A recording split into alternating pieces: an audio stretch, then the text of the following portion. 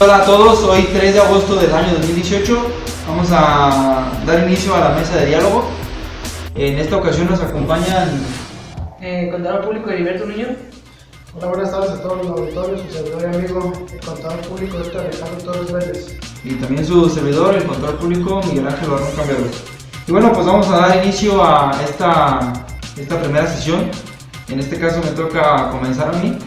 Yo les voy a hablar de lo que es la Ley Federal de Protección de Datos Personales en posesión de los particulares. Primero que nada, pues es un nombre un poquito largo, pero esta ley pues es de observancia en toda la República Mexicana.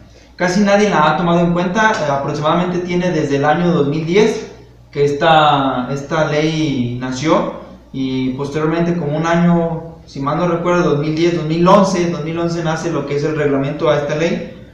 Lo que son escuelas, lo que son empresas, lo que son personas que desarrollan actividades profesionales, han dejado de lado esta ley, haciendo caso omiso a lo que en esta se establece. ¿Por qué? Porque esta ley lo que regula son los datos personales de las personas, que estos datos se protejan y que se les dé un tratamiento adecuado conforme a ley. Todos tenemos el derecho a la protección de datos personales, al acceso, cancelación, rectificación y oposición de los mismos.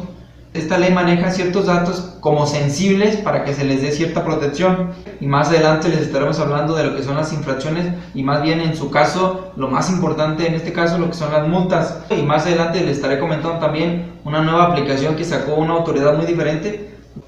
Bueno, compañeros y auditorio, hoy traigo un tema que pues a lo mejor no es muy tocado hoy en día, que es el régimen fiscal del establecimiento permanente.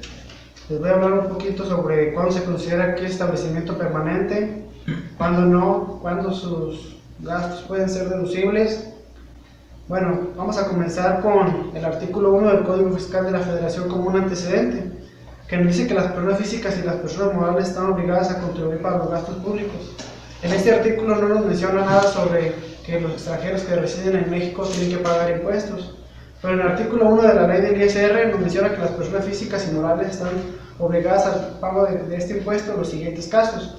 Que en la fracción 1, como sabemos, son los residentes en México respecto de todos sus ingresos, cualquiera que sea la ubicación de los ingresos o la fuente de riqueza.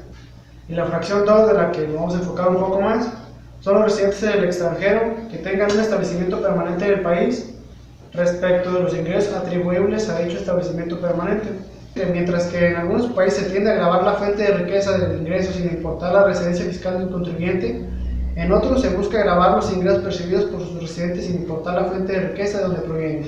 Y en este caso, pues en México se trata de aplicar las dos, ¿no? Como una manera de contribuir a algún otro país, que alguna empresa venga a residir en México y que tenga su fuente de riqueza aquí, y que estos ingresos atribuibles los esté obteniendo de nuestro país.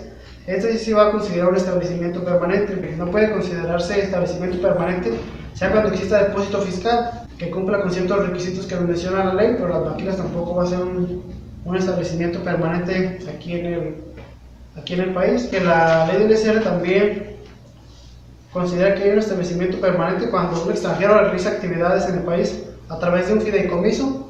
Ese residente del país en el que viene no tiene un tratado con México, va a haber una doble tributación. Buenas tardes, pues ahora sí ya me tocó platicar un poco con ustedes sobre el tema, sobre la privatización de lo que es la seguridad social en México.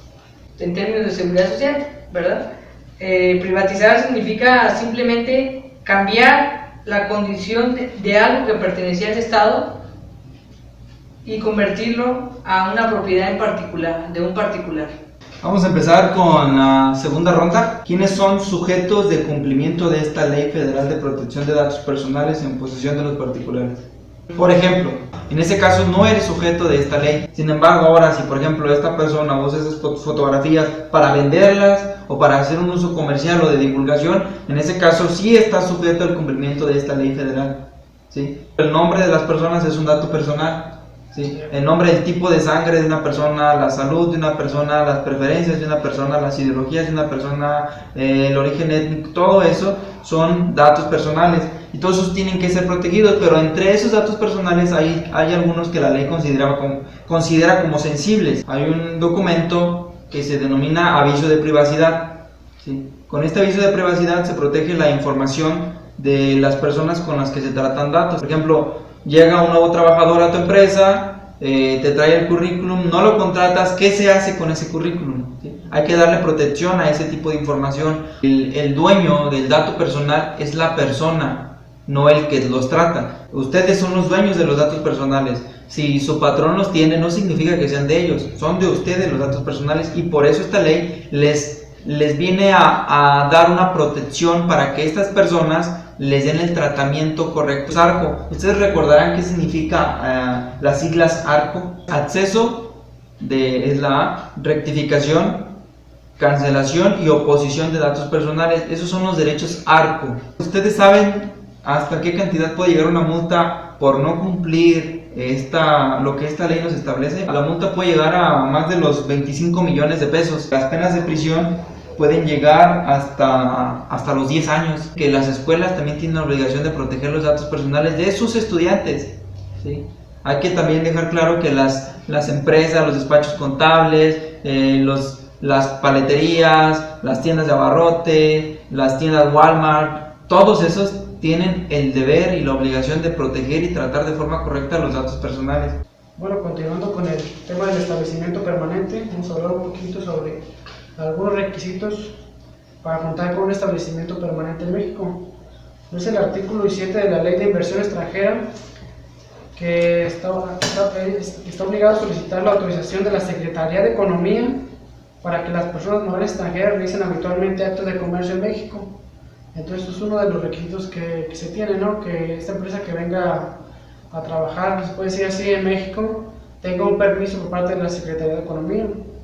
En el artículo 17A de la misma ley, estipula que la autorización se otorgará siempre que las sociedades extranjeras comprueben que están constituidas con arreglo a la ley de su país y solo se establecen en México o tienen en ello una agencia o sucursal.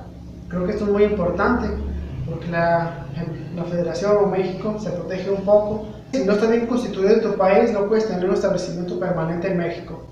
O si tienes problemas con el fisco en tu país, pues ¿sabes qué? Hasta que soluciones tus problemas, puedes venir acá a México y trabajar. ¿Qué requisitos fiscales deben de tener para las deducciones de un establecimiento permanente para que sean deducibles sus gastos aquí en México? Uno de los principales son los que respondan a los de la actividad permanente erogados en México, o sea, los que necesiten para hacer su actividad aquí en México. ¿Qué son los ingresos tributarios para un establecimiento permanente? ¿Qué tipos de establecimiento permanente creen que existan? El del directo, que si la empresa extranjera establece un lugar de negocios en territorio nacional, ese es el directo. Dice que es el agente directo, es otro, que es el extranjero actúa a través de un tercero, independientemente de él para la realización de la actividad empresarial, como les mencionaba anteriormente. Cuando esta realiza actividades por cuenta de la empresa extranjera, actuando fuera del marco ordinario de su actividad, ese puede ser el agente directo.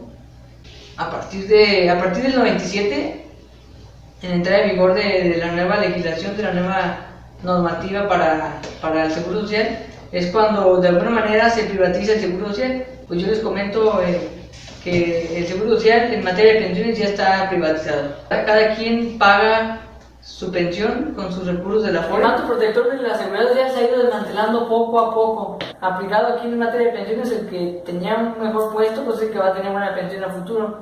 Y los demás, la seguridad social es un derecho exigible al Estado. El 10 de diciembre, para ser más exacto, de 1948 se firmó algo que se llama Declaración Universal de los Derechos Humanos. En su artículo 22 y 25 de esta Declaración Universal de los Derechos Humanos, donde inicia la base de lo que son los derechos humanos, nos habla sobre lo que es la seguridad social, sobre por qué es exigible al Estado, y el Estado se hace responsable de dar ahora sí una vida digna a todas las personas que se retiren, una vida digna y de calidad. Y es lo que no está cumpliendo actualmente en México. Lo que pasa actualmente es que la seguridad social, por medio de los AFORES, financian al Estado ellos.